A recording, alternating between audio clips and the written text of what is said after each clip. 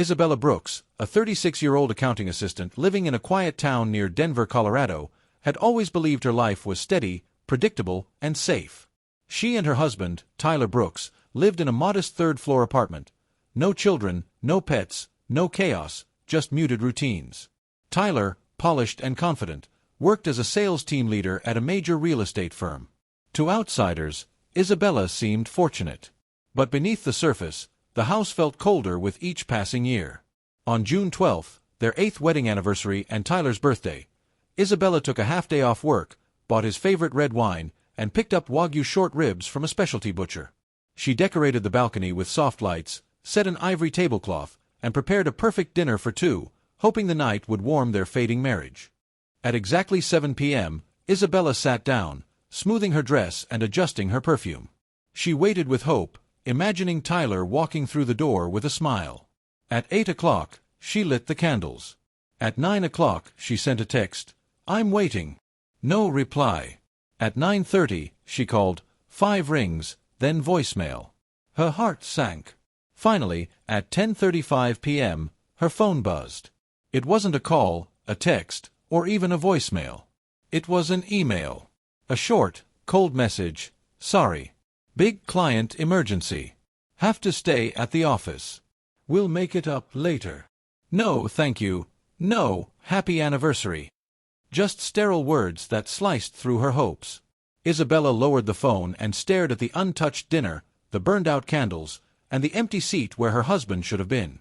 She quietly put everything away, the cooked meat, the decorations, the perfectly set table. The custom cake she ordered sat untouched in the fridge, mocking her efforts. She didn't cry. Instead, a heaviness settled in her chest, something shifting quietly out of place. That night, she lay down in her wrinkled dress, unable to sleep.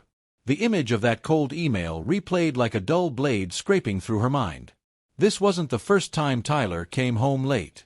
It wasn't the first time she waited until her body ached. But tonight felt different. A creeping instinct chilled her spine. Something was wrong. The next morning, she went to work as usual, though she felt invisible. Tyler didn't message, didn't call, and didn't acknowledge that she existed at all. At noon, unable to shake her uneasiness, Isabella called Tyler's office. The receptionist hesitated before speaking. "Oh, he resigned 3 days ago." Isabella's breath caught. "Resigned?" she whispered. "Yes," the woman said softly. "He didn't leave forwarding information." Isabella stood frozen in her office hallway, her heart pounding against her ribs as everything she thought she knew flipped upside down. 3 days. And he hadn't said a word? She rushed home after work, every mile feeling longer than the last. When she unlocked the apartment door, the silence felt heavier than usual. Then she saw it, an empty space on the shoe rack where Tyler's favorite brown leather shoes once sat. Her pulse quickened. "Tyler!" she called out. No answer. She hurried toward the bedroom, fear tightening her chest. Inside the bedroom, Tyler stood beside an open suitcase, stuffing clothes into a duffel bag.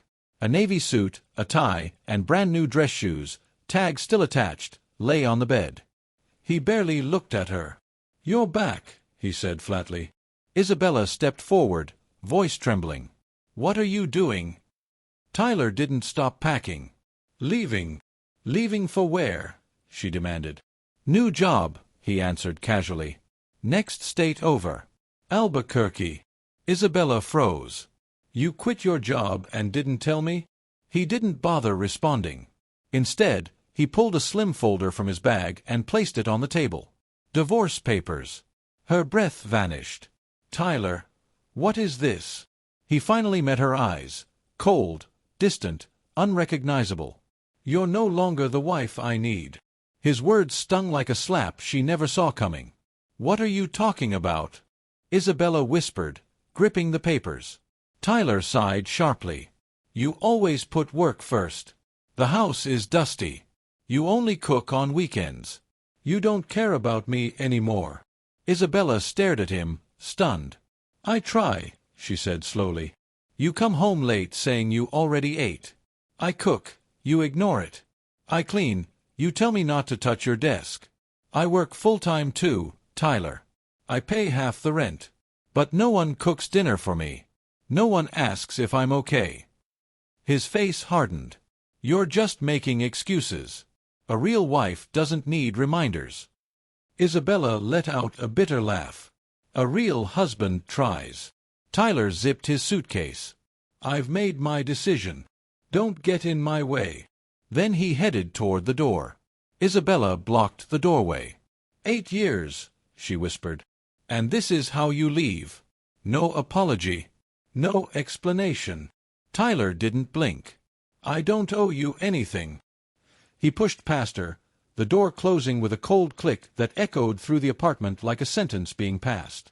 Isabella sank to the floor, divorce papers trembling in her hands.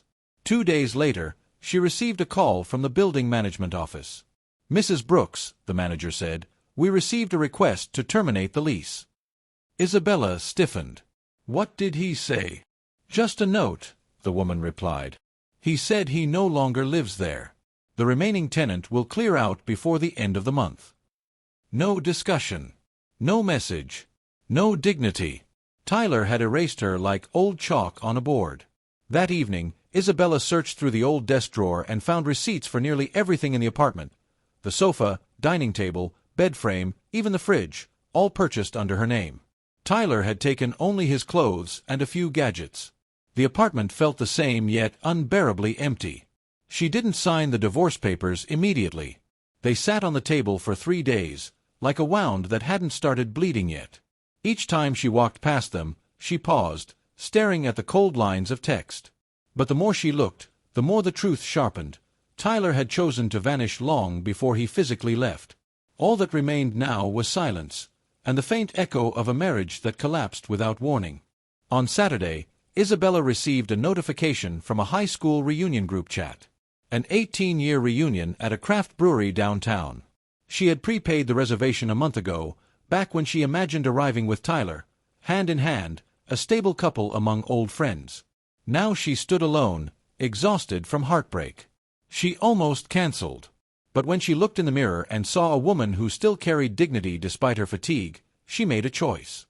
She pulled on a simple black dress, added wine-colored lipstick, and tied her hair back. Not to impress anyone, but to remind herself she still existed. At Moonlight Brewery, laughter and music filled the air. She stepped inside, feeling out of place until a familiar voice called from behind, "Isabella!" She turned and saw Nathan Carter, a classmate from her high school band days. He looked older, wiser, with a gentle stubble and warm eyes. "Didn't expect to see you here," he said, handing her a drink. "Still the last one to show up, huh?" Isabella smiled weakly. They found a small table in the corner. Nathan shared that he'd been divorced for 3 years and was raising his 6-year-old daughter alone.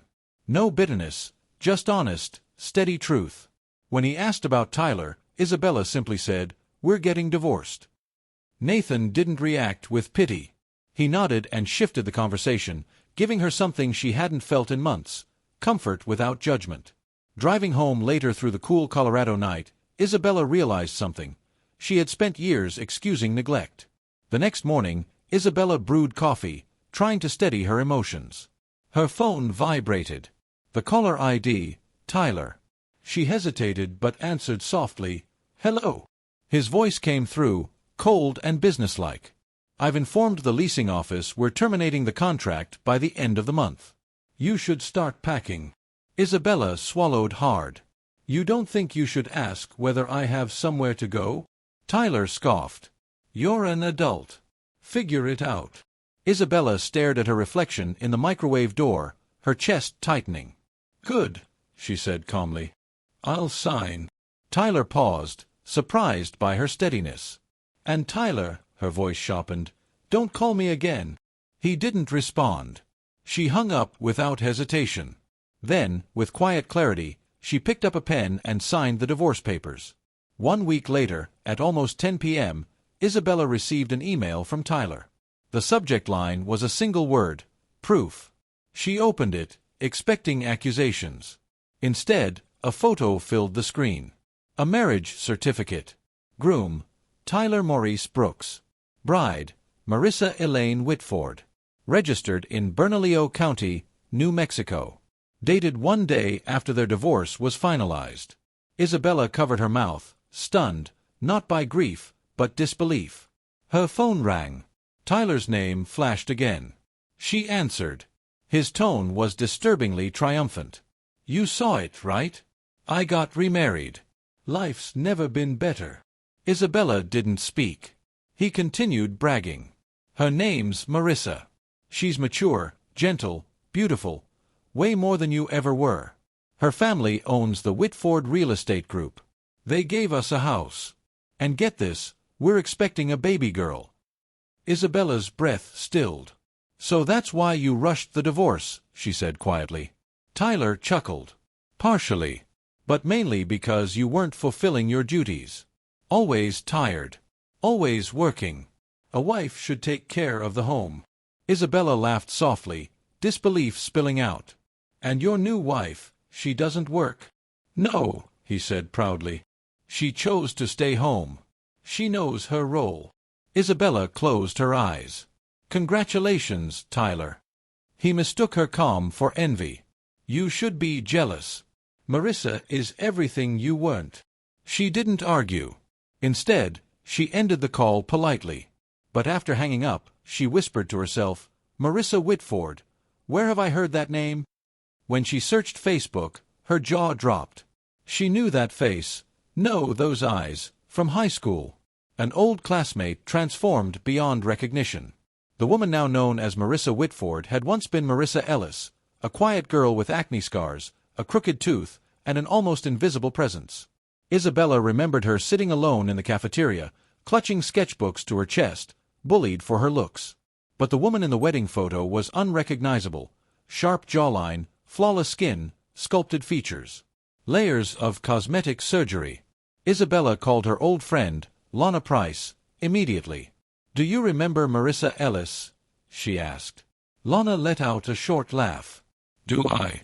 "Girl, she changed everything. Nose, chin, jaw, eyes. She moved to New York for art school, hooked up with a married architect, and came back with a whole new face. She always wanted status. Always calculated who could help her climb." Isabella felt a heavy understanding settle in. That night, Isabella sat alone on her couch, staring at Tyler and Marissa's wedding photo. The flowers, the smiles, the perfect lighting, it all looked like a carefully crafted lie. She whispered, "You left me for an illusion." A week passed quietly until Isabella received a message from an unknown number. "Isabella, are you free? I need to talk. It's serious." She ignored it. 15 minutes later, Tyler called. Against her better judgment, she answered. His voice sounded strained. "Marissa gave birth," he said abruptly. "A baby girl." Isabella murmured, "Congratulations." But his silence stretched. Finally, he blurted, "She doesn't look like either of us." Isabella raised an eyebrow, though he couldn't see it. "Babies change as they grow," she said calmly. "Maybe she resembles someone on your side." "No," Tyler insisted, his voice tightening. "I thought that too. But Isabella, something's wrong. You laughed when I told you about Marissa. Like you knew something." Isabella leaned back. "I just found it interesting, that's all." "Stop joking," Tyler snapped. "I already did a DNA test. The baby is mine. But I still don't get it." His tone shifted to panic. "Please, tell me what you know." Isabella exhaled, steady and cool. "Do you remember your high school graduation album?" The line went silent. "I found it while packing. Buried in your drawer." Tyler's breath hitched. Isabella continued, "A curly-haired boy with acne, squinty eyes, and crooked teeth. It took me minutes to realize it was you." Tyler whispered, "I changed. Everyone changes." Isabella said quietly, "Not your genetics, Tyler." "You hid your past," Isabella continued softly, "just like Marissa hid hers. But your daughter, she's carrying the real you. The one you tried to erase." Tyler let out a shaking breath. "You think I'm ashamed of who I was?" "I think you're afraid," Isabella replied. "Afraid she'll grow up with the face you hated." Tyler sighed heavily. "Marissa won't even hold the baby," he admitted. Every time she looks at her, she turns away. Her mom has to step in. Isabella closed her eyes. That's heartbreaking. Tyler's voice cracked. What do I do? Isabella shook her head, speaking with finality. You once told me I failed as a wife because I didn't sacrifice enough. But right now, you're failing as a father. Don't put your shame on that child. Before Tyler could respond, Isabella ended the call and blocked his number. She felt nothing, not anger, not pity, just closure. Nearly a year passed quietly. Isabella moved into a small apartment in Boulder, 10 minutes from work. She decorated the balcony with herbs, filled the kitchen with sunlight, and created a life that breathed. She reduced her work hours and enrolled in a weekend painting class. Slowly, joy returned in steady waves. She rekindled old friendships, including a gentle, growing companionship with Nathan Carter. They spent slow afternoons talking, painting, or simply drinking coffee in silence. No expectations. No obligations. Just comfort. Tyler faded into a distant memory, not out of erasure, but because life finally had space for peace. One autumn afternoon, Isabella ran into Lana at a used bookstore. After browsing shelves, Lana lowered her voice. You haven't heard, have you? Isabella shook her head. Lana sighed. Marissa is looking for a divorce lawyer. Isabella raised an eyebrow, unsurprised. Tyler cheated again, Lana continued, with a new hire at Marissa's company. She found out 3 months ago but stayed quiet for the child. Isabella's heart tightened. How's the little girl? Lana hesitated, then showed a screenshot from a preschool parents group. Kids found out Marissa had plastic surgery. They bullied her daughter. Called her ugly. The child cried all week. Isabella's throat tightened. Innocence punished for adult deception. She whispered, That poor child. Lana nodded solemnly. Marissa regrets everything. She expected perfection. She got reality. That evening, Isabella walked home through the park, golden light streaming over the grass. Life wasn't dramatic anymore, but it felt full. Balanced. True. She picked up a warm croissant from a small bakery and sat on a bench watching families pass by. For the first time in years, her heart felt steady. She reflected on everything she'd endured, 8 years of neglect, a sudden divorce, betrayal, and lies wrapped in polished appearances. Yet she no longer felt bitterness. She felt gratitude. Tyler's departure hadn't destroyed her, it freed her. If anyone asked whether she forgave him, she would simply smile and say, I don't need to forgive anyone. I just needed to return to myself. And that truth felt more liberating than any apology he could ever give. As Isabella continued rebuilding her life, she noticed how ordinary moments became beautiful again. She woke early to sunlight filtering through lace curtains, brewed coffee with cinnamon, watered her herb garden, and felt a quiet pride in the life she had crafted alone. One Saturday morning, Nathan stopped by with breakfast sandwiches and a shy smile. Thought you might want company, he said. Isabella chuckled. You always bring food when you appear out of nowhere. He shrugged. Old habit. My daughter says I show love through snacks. They shared breakfast on her balcony, chatting about small things, his daughter's school project, Isabella's progress in painting classes, the upcoming fall festival. The simplicity of it all warmed her heart. With Nathan, she didn't have to perform. She could simply be. Later that week, Isabella brought one of her paintings to class, an abstract piece blending deep reds and soft golds. Her instructor, Ms. Harmon, studied it thoughtfully. You paint like someone learning to breathe again, she said gently. Isabella smiled faintly. After class, Nathan texted, How'd it go? Want to celebrate with ice cream. She agreed, and they met at a small local shop. While they sat on the curb eating waffle cones, Nathan nudged her playfully. You know, you seem lighter lately. Isabella looked at him, genuinely curious. Lighter? Yeah, he said. Like you finally put down something heavy you carried for too long. She didn't respond immediately. Instead, she savored the sweetness melting on her tongue and whispered, Maybe I finally did. Nathan nodded understandingly. Despite the peace she found, Isabella occasionally wondered how Tyler and Marissa were coping. Not from longing, but from a quiet curiosity about how illusions eventually crumble. One evening, Lana sent her another update, a short voice note. "Girl, you won't believe it. Tyler got demoted. Marissa moved back in with her parents. And her family cut funding to Tyler's projects after learning about the affair." Isabella listened calmly, then deleted the voice note. She didn't gloat. She didn't smile. She simply acknowledged that choices had consequences.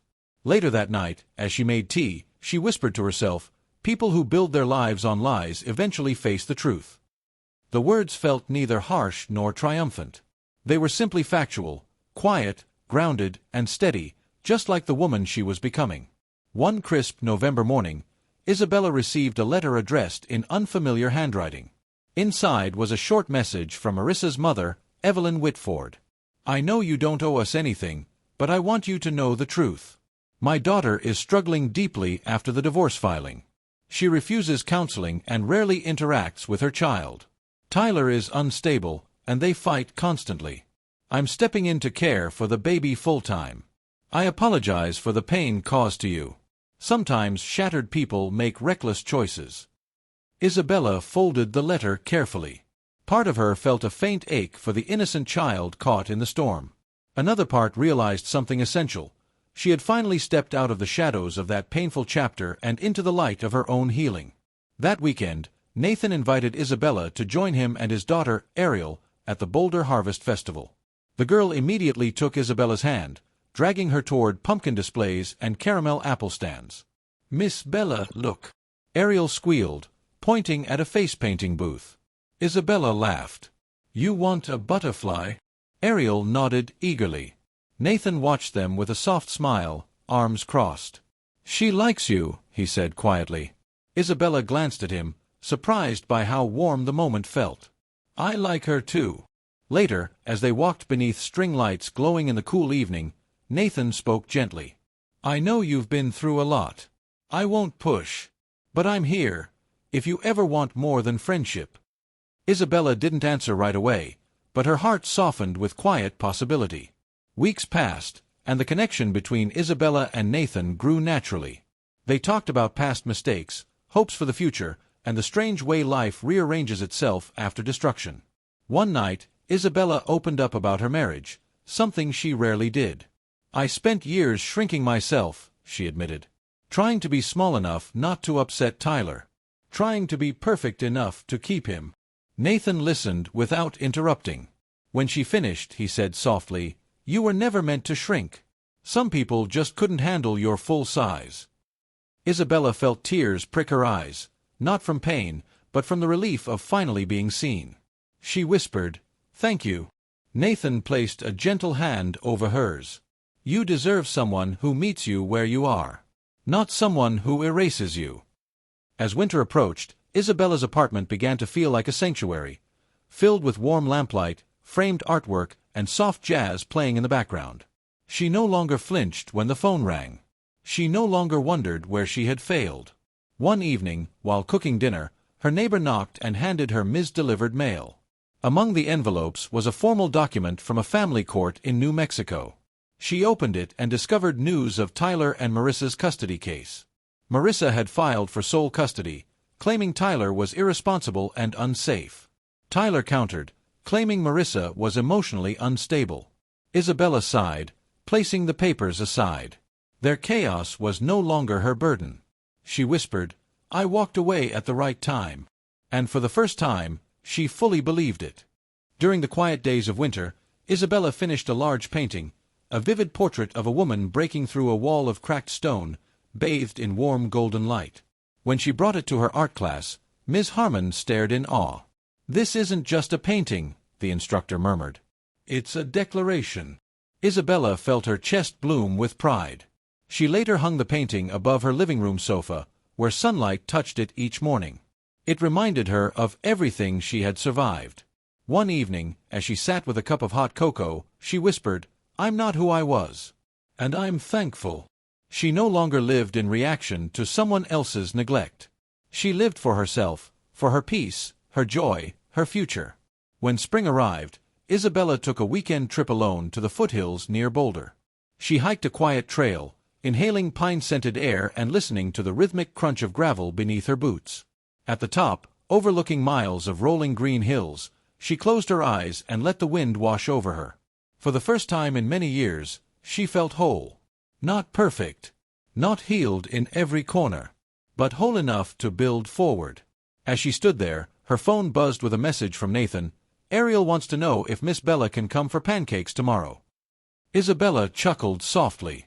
She typed back, "Tell her I'll bring the syrup." And as she began her descent, she realized she had stepped fully into a new chapter. That evening, Isabella returned home tired but content. She cooked a simple dinner, lit a candle, and played her favorite R&B playlist while folding laundry. Life had become quietly beautiful, a rhythm she never imagined she'd enjoy. As she sat by the window, watching the sky fade into dusk, she reflected on the journey behind her. She had loved, been betrayed, broken, and rebuilt, not into someone new, but into someone honest. Tyler and Marissa remained tangled in drama, each trapped by the very illusions they created. But Isabella had found freedom. She whispered softly, "Thank you for leaving, Tyler." Not out of gratitude toward him, but toward the universe for redirecting her path. And in that moment, she understood that peace wasn't given, it was chosen. A month later, Isabella attended her art exhibit's opening night, a small community event where local artists showcased their work. Her painting, Breaking Through, drew quiet admiration. Nathan arrived with Ariel, who ran up to Isabella excitedly. "Miss Bella, Daddy said your picture is magic." Isabella laughed and bent down to hug her. Nathan approached with a soft smile. "She wouldn't let me leave the house without bringing her." Isabella felt warmth bloom in her chest. As the evening unfolded, people complimented her artistry, her courage, her vision.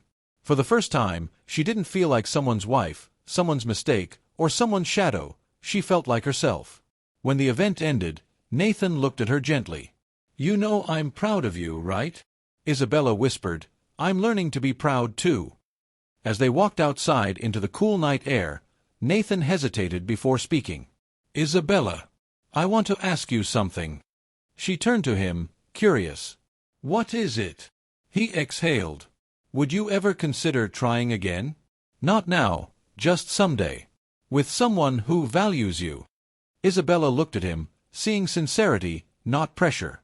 She thought of her past, the silence, the loneliness, the emotional starvation, and then she thought of the present. Laughter, friendship, gentle mornings, and a man who never demanded she shrink for him. "Someday," she repeated softly. Nathan nodded. "Only if you want." Isabella touched his hand lightly. "Someday doesn't feel so scary anymore." Nathan smiled, relieved. Ariel tugged Isabella's sleeve. "Can we all get hot chocolate?" Isabella laughed. "Yes, baby. Let's go." As spring turned into early summer, Isabella found herself embracing life with renewed energy. She cooked more, painted more, walked more, laughed more.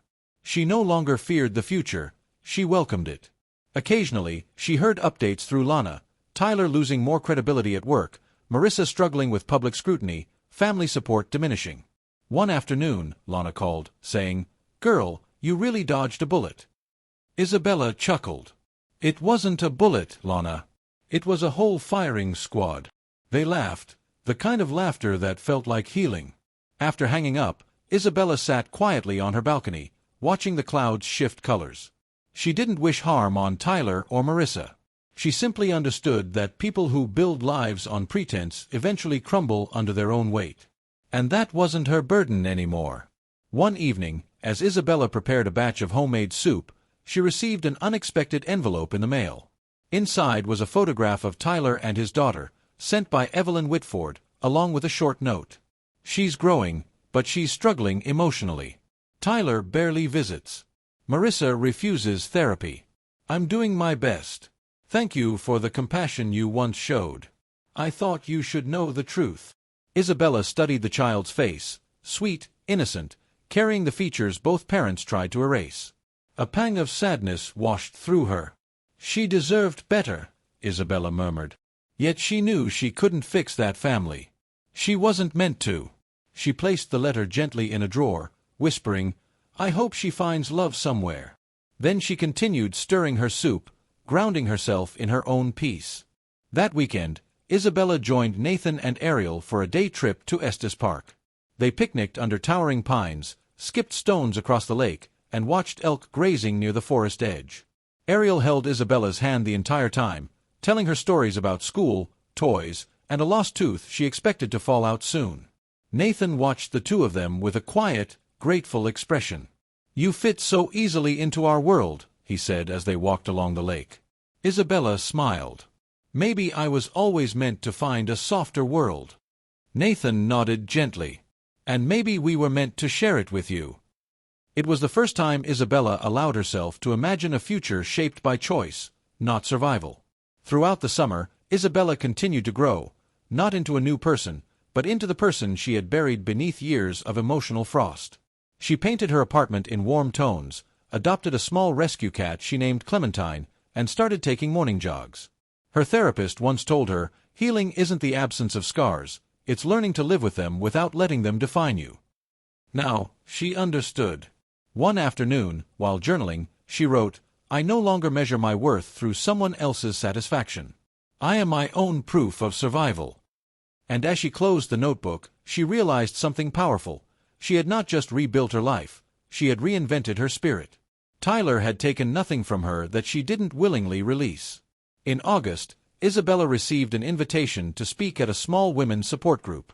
The organizer had seen her painting at the exhibit and believed Isabella could offer encouragement to women recovering from heartbreak and betrayal. Nervous but honored, Isabella agreed. On the day of the meeting, she stood before a circle of women and shared her story, not with bitterness, but with humility and strength. "I thought losing my marriage meant losing myself," she said. "But sometimes life subtracts so we can grow. I didn't heal overnight. I didn't forgive everything. But I learned to choose myself, and that choice changed everything." When she finished, the room filled with quiet applause. Women wiped tears, nodding in understanding. Isabella left feeling lighter, realizing her pain had transformed into purpose. As the year neared its end, Nathan invited Isabella to a quiet dinner at a rooftop restaurant overlooking Boulder's twinkling lights. The air was crisp, the view breathtaking. Halfway through dinner, Nathan gently said, "Isabella, I don't want to rush anything. But I do want to be honest." She met his gaze, curious. "I care about you," he said. "Deeply. And if you ever feel ready for love again, I'd like to be the one standing beside you." Isabella felt her heartbeat soften, not race, not fear, soften. She reached across the table and touched his hand. "Nathan, I'm not ready today. But I'm not afraid anymore." He smiled warmly. "Then that's enough for me." And for the first time, love didn't feel like a trap. It felt like possibility. Winter snow dusted the streets the morning Isabella received her final update about Tyler and Marissa through Lana. Marissa had moved away to restart her life, leaving her daughter in Evelyn's care for now. Tyler, unable to keep stable work, had relocated out of state. Their lives had unraveled quietly, the same way they unraveled in Isabella's absence, proof that destruction had nothing to do with her. Isabella listened calmly, then told Lana, "I hope the little girl grows up surrounded by people who love her." Lana sighed. "You're too kind." Isabella smiled. "Kindness isn't for them. It's for me." After the call, Isabella stood by her window, watching snowflakes drift. Her heart felt steady, untouched by bitterness, full of gratitude for the life she reclaimed. On New Year's Eve, Isabella stood on her balcony wrapped in a soft blanket, watching fireworks bloom across the sky. Clementine purred at her feet. Nathan had just dropped her off after a small gathering with friends, leaving her with a warm hug and a quiet promise that the future held good things. Isabella breathed deeply, feeling the crisp night air fill her lungs. She thought of the woman she used to be, quiet, shrinking, apologizing for taking up space. Then she thought of the woman she became, steady, honest, unafraid. She whispered into the night, "I choose me." And with that simple declaration, Isabella stepped fully into her new life, not defined by betrayal, but illuminated by rebirth. Peace wasn't something she found. It was something she claimed. Thank you for watching. Please don't forget to like, comment, share, and subscribe to this channel.